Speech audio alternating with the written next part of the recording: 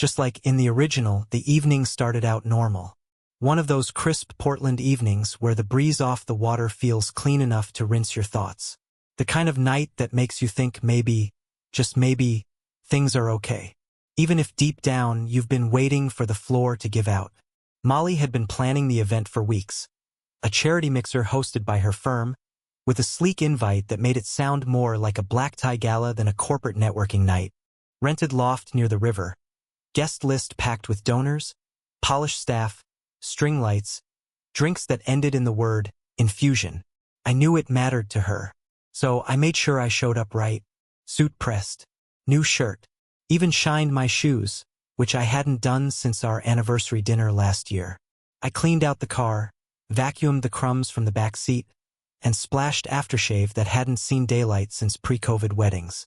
When Molly walked out of our room, I paused. She wore this dark green dress. Not flashy, just elegant in that way that made you look twice. Not for the dress, but for the woman inside it. Her hair pinned up, a few strands left free on purpose. Gold hoop earrings. Simple clutch. She always understood restraint better than I did. Knew exactly how to turn heads without seeming like she was trying. Wow, I said honestly. She glanced up from adjusting her bracelet and smiled. You clean up nice too. Felt good that moment. Like old times. We didn't get many of those anymore. The drive down was mostly quiet. I tried making a few jokes to loosen the air between us, but she seemed distracted, checking her phone every few minutes, typing something and then deleting it. At one point, I reached over and put my hand on her knee like I used to. She gave me this quick, polite smile but didn't put her hand over mine. She used to. Still, I chalked it up to nerves. Big night. She'd worked hard. I wanted to be supportive. We pulled into the parking garage beneath the venue around 6:45. I turned off the engine and looked over at her. You ready to work the room? I asked. She leaned in to check her reflection in the mirror. Actually, I should probably go in ahead of you, she said, fixing a stray lash. I need to check in with the team. They're running point on the donor wall setup, and I haven't seen final placement. Okay, I said, surprised but not wanting to push. You want me to just meet you inside? Yeah, that's probably easiest, she said. Find our table. Should have a card with my name on it. You'll see it. She opened her door and stepped out. I watched her walk away, heels echoing against the concrete. She didn't wait, didn't glance back. That stuck with me, but again I let it go. Because when you've been married long enough, you learn which things to ask about and which ones to swallow. I waited a few minutes to give her a head start, then followed. The venue was beautiful. Tall ceilings, old brick walls, and massive windows overlooking the water. Music floated somewhere in the background, jazzy and harmless. The bar was tucked to the left, the tables clustered near the stage. Servers moved like clockwork, balancing tiny hors d'oeuvres and glasses of sparkling something or other. I found our table easily. Round, white linen, her name printed in clean, serif font beside mine. A folded menu. I gave polite nods and small talk smiles, but I felt like a substitute teacher in a college seminar. Tolerated, not noticed. 30 minutes in, no sign of Molly. I stood, wandered toward the bar, made another lap around the venue.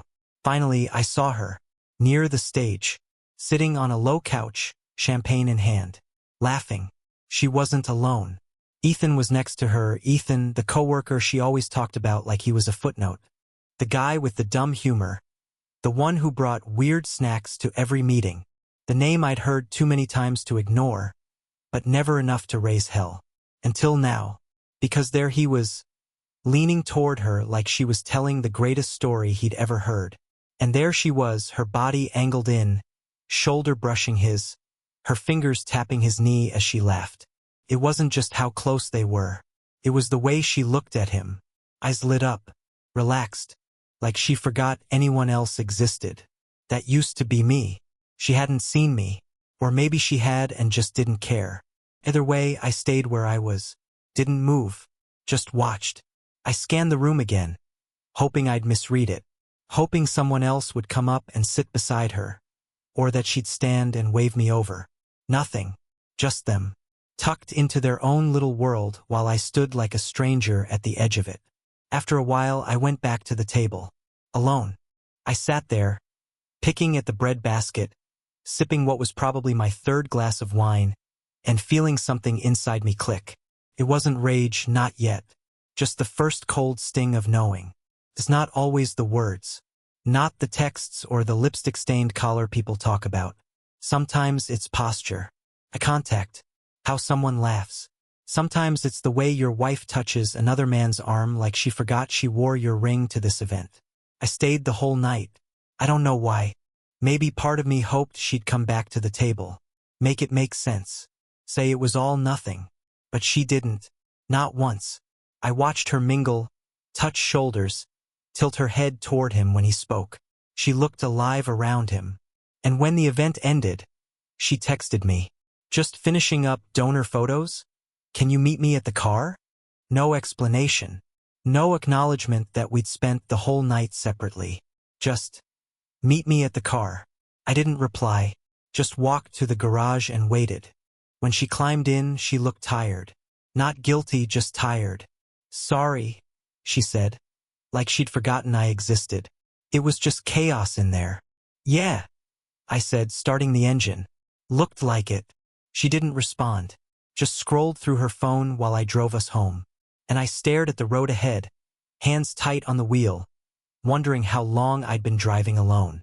The car ride home that night was quiet, but not the peaceful kind of quiet. The kind that builds a wall between two people and dares them to climb it. Molly kept tapping away on her phone, the blue glow from the screen flashing against her face like some kind of shield. I drove with one hand on the wheel and the other clenched on my thigh, trying not to say something I couldn't take back. She didn't ask how the night was for me. Didn't say sorry for disappearing. No, did you have fun? No, sorry I didn't make it back to the table. Just silence. Like that's what we were now. Two strangers in shared air, coexisting out of convenience. It should have ended there, but my brain wouldn't let it. By the time we pulled into the driveway, something in me had cracked open. Not dramatically, just a quiet shift. A realization I couldn't unsee. It wasn't just the way she looked at Ethan. It was everything. I lay awake in bed that night, staring at the ceiling fan, listening to the soft rhythm of Molly's breathing beside me. She'd fallen asleep fast, as if nothing happened. I kept wondering how someone could sleep that peacefully with that much tension hanging in the air. That's when it started. The rewinding. My brain pulling up old files. Glances, patterns, things I'd let slide or explained away. And suddenly, they all had new meaning. Like the night she went to Boulder for that training conference.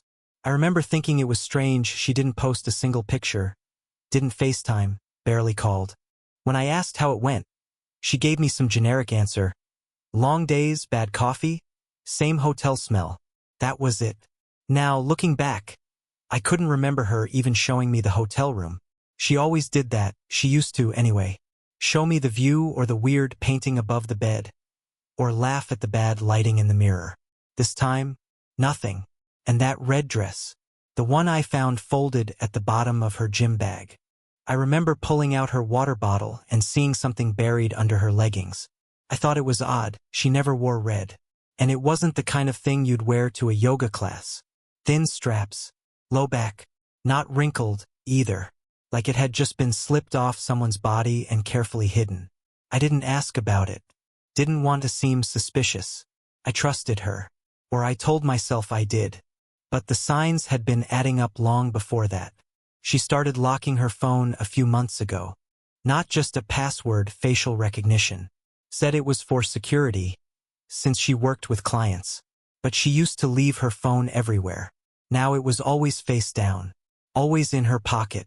She'd take it to the bathroom.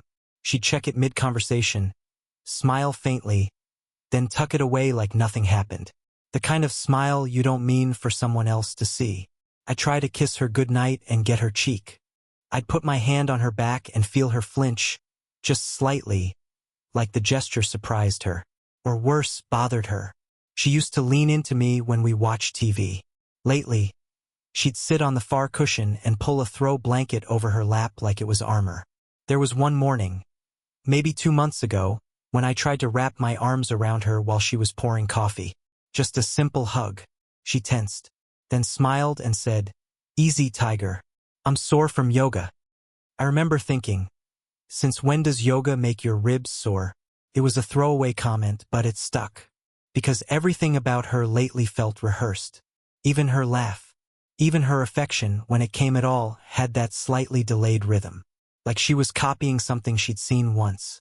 Like she was trying to remember how to act like a wife instead of just being one. There was a selfie on her phone once. I didn't go looking. She showed me herself. She was scrolling through her camera roll for something and accidentally swiped past it. Her in the passenger seat of someone's car, with a guy grinning in the background. I asked, "Who's that?" She just laughed and said, "Oh, Ethan took it during the off-site. He was being stupid. We were stuck in traffic." It's nothing. Nothing. That word had become her favorite deflection. Every suspicion. Nothing. Every cold shoulder. Nothing. Every awkward silence. Nothing. And maybe I would have kept believing it, if I hadn't seen the way she touched his arm that night at the loft. You don't laugh like that with nothing. You don't rest your hand on someone's knee if they're just a coworker. You don't lean in with your whole body unless something inside you wants to. I started keeping mental tabs.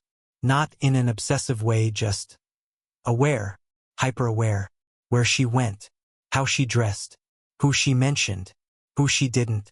She said she was going to Target, but came home with one shopping bag from a boutique I didn't recognize. She said she had a client dinner but came home at 11 p.m. With perfect makeup and a bottle of wine she claimed they gifted her, except the tag was handwritten. To Molly. From who? She deleted her Uber history. Her calendar was suddenly blank. She used to add everything, brunches, meetings, even grocery runs. Now, just white space. At one point I asked, "What happened to your Boulder photos?" She blinked. "Huh. You always send me hotel pics when you travel. Or room service. Just weird little updates. You didn't this time." She waved a hand. "Oh, I don't know. It was boring. Nothing to share." There it was again. Nothing. I started hearing the word in my sleep. Nothing. Nothing. Nothing. But when a person says nothing enough, what they're really telling you is, look closer. It was in the little things, too. The scent of her perfume changing. She'd always worn something soft, something floral. One night she walked past me and I caught this new scent. Bolder, citrusy, sharp. New perfume. I asked. She barely looked up from her phone. "Just a sample, I'm trying." But she kept wearing it. And I caught a whiff of it on a hoodie she left on the couch once. Not hers. Not mine. Men's size. I'd ask small questions, just to see if she'd notice the tension rising in my voice. She never did. Or maybe she did and ignored it, because distance had a pattern. It wasn't an accident. It wasn't stress. It wasn't work. It was effort. She was choosing to detach. And suddenly, I could see it all. Like someone had flipped on a black light and exposed the fingerprints left behind. The late nights. The silence. The way she only laughed when her phone buzzed. Never when I said something. The way she stopped saying "I love you" first. The way she stopped saying it at all. I wish I could say I confronted her right then. I wish I had the nerve to throw everything on the table. Demand answers, demand truth. But I didn't. Because even when the truth is bleeding through the walls, there's something in you that still wants to be wrong. That still hopes somehow you've misread everything. That maybe it's your own insecurity talking. Your own anxiety. So you wait. You wait for something undeniable. For the crack that turns into collapse. Because suspicion is still just a shadow until it steps into the light. It was a Saturday. The kind of early spring Saturday where the air still carries that leftover winter bite. But the sun tries to fool you into thinking otherwise. Molly was up early, dressed before I even got out of bed.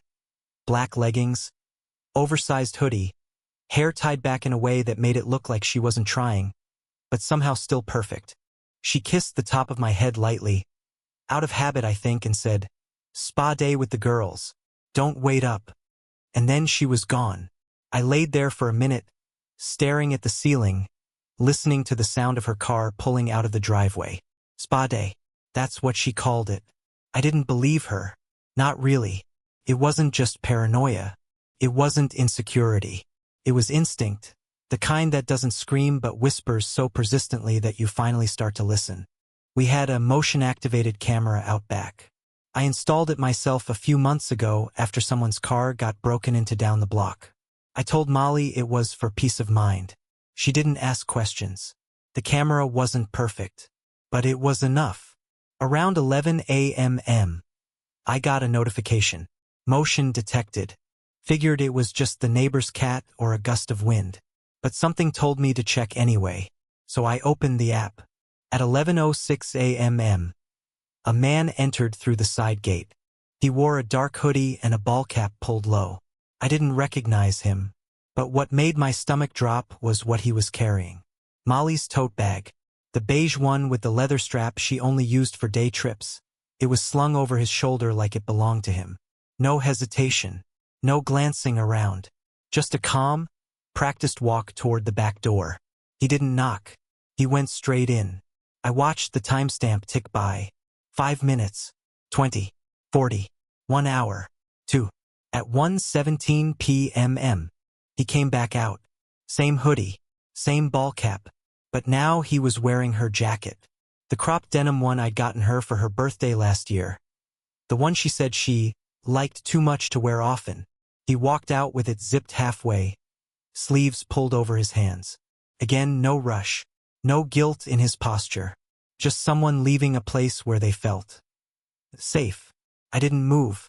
Just sat there in the kitchen, my thumb hovering over the rewind button, watching the footage on a loop like it was a scene from someone else's life. I checked the laundry that night. The jacket was in the bin, faint smell of citrus and lavender. Spa-like, but not hers. I didn't say anything. I didn't even hint at it. She came home later that afternoon, glowing, holding a gift bag with tissue paper and a brand name printed in gold. Best facial I've had in months, she said, kicking off her shoes.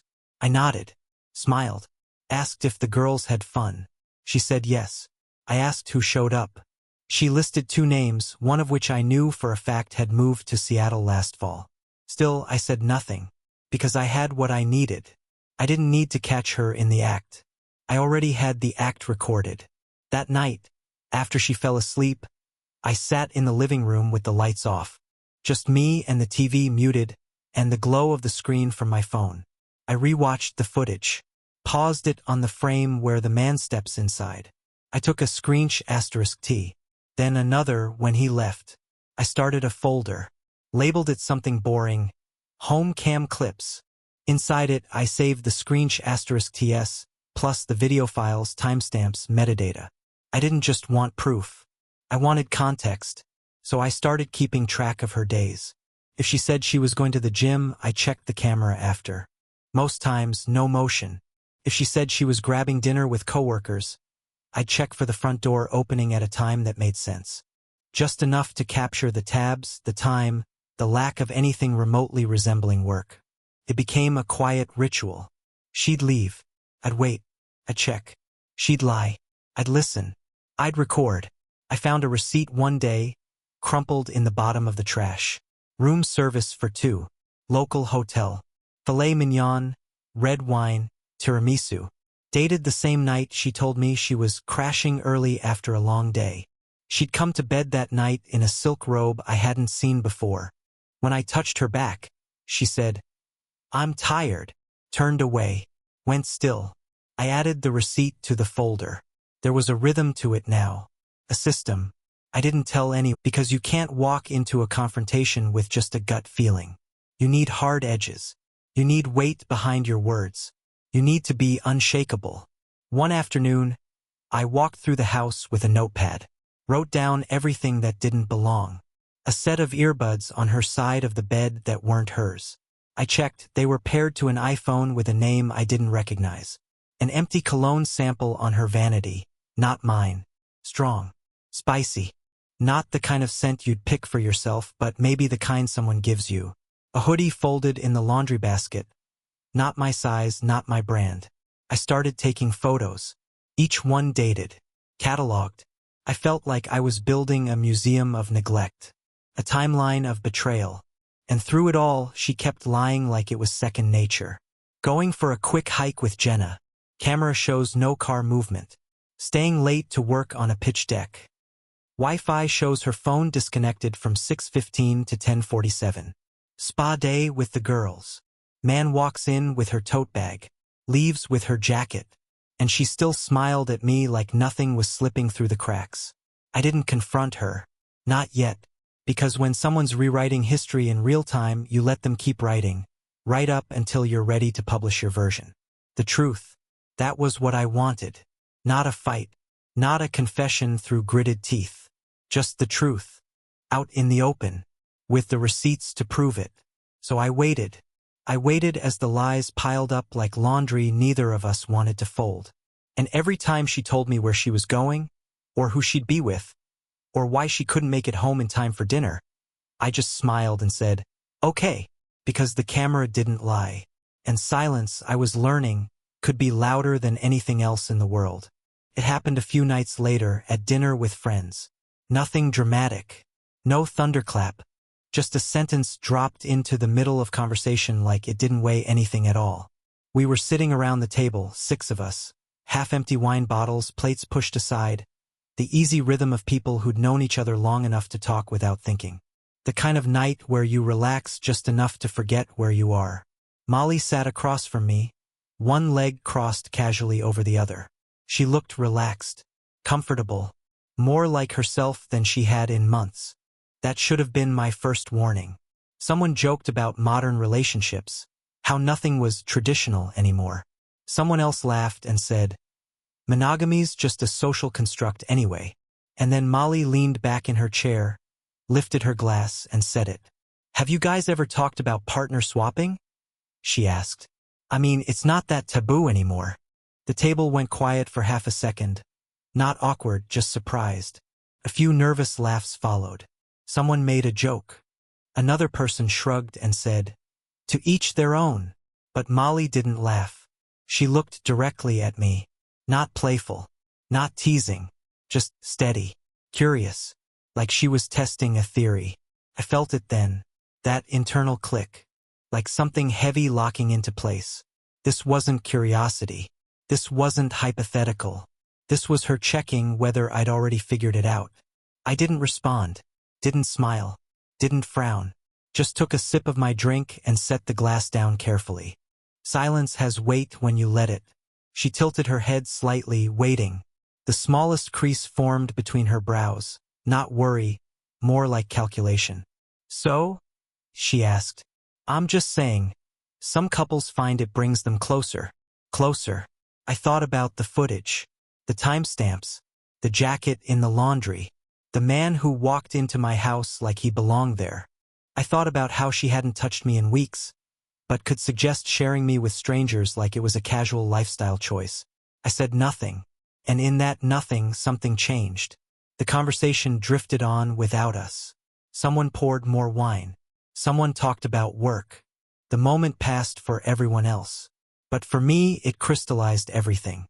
Because people don't suggest opening a marriage unless they've already opened it themselves. She wasn't asking permission. She was asking for retroactive approval. We drove home separately that night. She'd offered to stay longer with friends, said she'd Uber. I didn't argue. When I got home, the house was dark, quiet. I didn't turn on the lights. Just sat on the edge of the couch, shoes still on, listening to the hum of the refrigerator and the distant sound of traffic outside. By the time she came in, I was already gone. Not physically, but emotionally. Whatever part of me had still been hoping for a misunderstanding, a miracle explanation, a clean confession that somehow fixed everything, is shut down. She kicked off her shoes, tossed her purse on the counter, and said, "You were quiet tonight." I nodded. "Yeah." She waited for more. Nothing came. She moved closer, tried to slide into that familiar domestic rhythm. Opening the fridge, asking if I wanted anything, commenting on a show we'd half-watched the night before. I watched her like a stranger, because that's what she was now. Later, in bed, she rolled toward me. Her hand rested lightly on my chest. tentative, like she was feeling for a pulse. "You okay?" she asked. I stared at the ceiling. "I'm fine." She accepted that. Too easily. She fell asleep quickly. I stayed awake, staring into the dark, replaying her voice at that table. "It's not that taboo anymore." That wasn't a question. It was a signal. And signals only work if both people are still listening. The next day, I moved through the house differently. Quieter. Deliberate. I noticed how she watched me now. Small glances, quick checks, like she was gauging whether I'd changed, whether I'd caught up. She asked what I was doing that weekend. Asked if I wanted to make plans. I told her I'd see. That night, when she went upstairs to shower, I sat in the living room and looked around at the life we'd built. Photos on the wall. A blanket folded over the arm of the chair. Shoes by the door that hadn't moved in weeks. None of it felt real anymore. Felt staged. Like a set left behind after the actors walked off. I didn't confront her. Not because I was afraid, but because I no longer needed to. That was the moment I understood something important. The opposite of love isn't hate. It's indifference. And I was already there. When she came downstairs in her pajamas, hair damp, she smiled at me. The same smile she used on coworkers. On strangers. I nodded back. We sat on opposite ends of the couch, watching something neither of us paid attention to. And while she scrolled through her phone, relaxed and unaware, I sat there making a decision she wouldn't hear about until it was already done. I wasn't angry. I wasn't heartbroken. I was finished. And sometimes the end doesn't come with shouting or slammed doors. Sometimes it comes quietly over dinner in front of friends, with a single question that reveals just how far gone someone already is.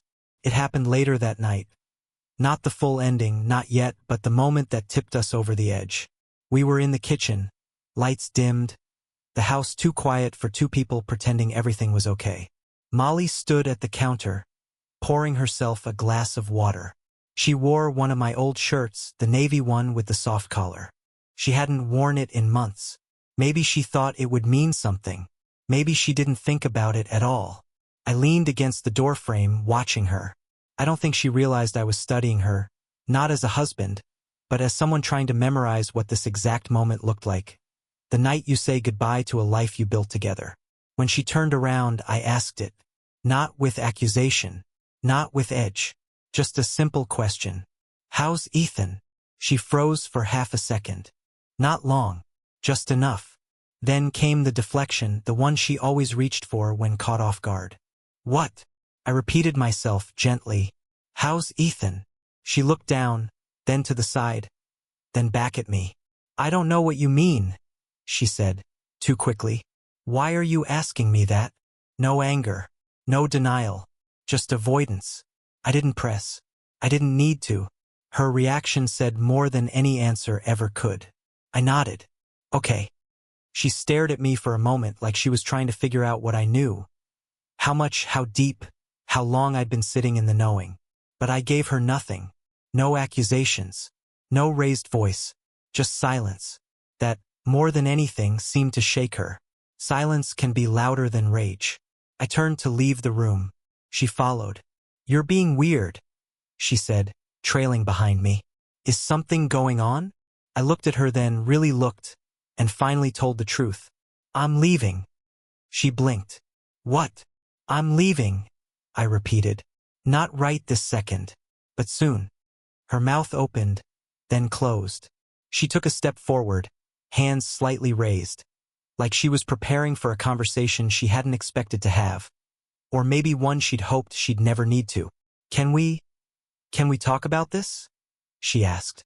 "We're already talking," I said. "Why? Because of a joke?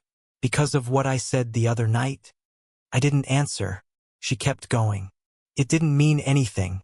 It was just a conversation. The thought, I didn't know you'd take it seriously." I let the silence stretch. And when she realized I wasn't going to respond, her voice softened. "Is there someone else?" she asked. I almost laughed. Not because it was funny, but because it was so far from the truth. "No," I said. "There doesn't have to be someone else for me to decide I deserve better than this." Tears started to form in her eyes. But I didn't move toward her. Didn't comfort her. That instinct, the one to protect, to fix, it was gone. I didn't think we were that bad, she said, barely above a whisper. That's part of the problem, I replied. She looked away. I walked past her, headed to the living room. She didn't follow. I slept on the couch that night. She cried upstairs. The house was so quiet you could hear the walls breathing. The next morning I woke up early. The kind of early where the sun hasn't even decided whether it wants to rise yet. I stood in the kitchen, staring at the coffee maker, trying to remember the last time we'd shared a slow morning. Couldn't. Everything had become rushed, hollow, distant. We used to sync like clockwork, two routines moving in tandem. But lately it was like we were existing in separate timelines. She came down a little while later, hair pulled back, face puffy from sleep and tears. She didn't speak right away, just stood in the doorway, arms crossed over her chest. Finally, she said, "So that's it?" "No," I said quietly. "It's the beginning of the end. Not the end yet, but we're on the way there." "You're not even angry," she said, almost accusing. "I've already been angry," I told her. "Anger was 3 months ago. What's left now is acceptance." She looked like she wanted to fight, like she was hoping I'd yell, accuse, beg. Anything that meant I still cared enough to burn the house down. But I wouldn't give her that, because I didn't need to win anymore. I just needed out. I packed slowly over the next few days. Not dramatically, not all at once, just little things at a time. My side of the closet, my tools from the garage, some books from the office. The wedding ring came off last. I left it on the kitchen counter, on a small notepad with no message. Just the ring. That said everything. She kept pretending. She made dinner one night like nothing had changed. Set the table for 2. Lit a candle. Played soft music. I ate quietly, told her thank you, then went back to the guest room. The next morning, she asked if I wanted to go to the farmer's market with her. I said no. That was the first time she cried in front of me since I told her. Not the kind of sobbing that demands comfort, the quiet kind, the kind you try to hide behind a coffee mug. I didn't reach for her. I let the moment pass, because I was done being the only one fighting for something we already lost. I wasn't angry. I wasn't bitter. I was free. And freedom, I was realizing, doesn't always come with a bang. Sometimes it walks in slowly, packs a bag, leaves the door open, and walks out without slamming it. I came back to grab a folder I'd forgotten in the desk. Molly wasn't home. Her laptop was open, screen still glowing. I glanced. A message window blinked at the bottom corner. I didn't plan to snoop, but then I saw the line, "Last night with you was magic." And below it, her reply, "You always make me feel safe." I stood there, staring, barely breathing. Then I sat down, clicked. More messages. Booked flights. A hotel confirmation, Denver, next weekend. She hadn't said a word about travel. I ***ed everything. Then, quietly, I booked a room at the same hotel. 1 floor up. Different name. I wasn't going there for revenge. I just needed the truth to be undeniable.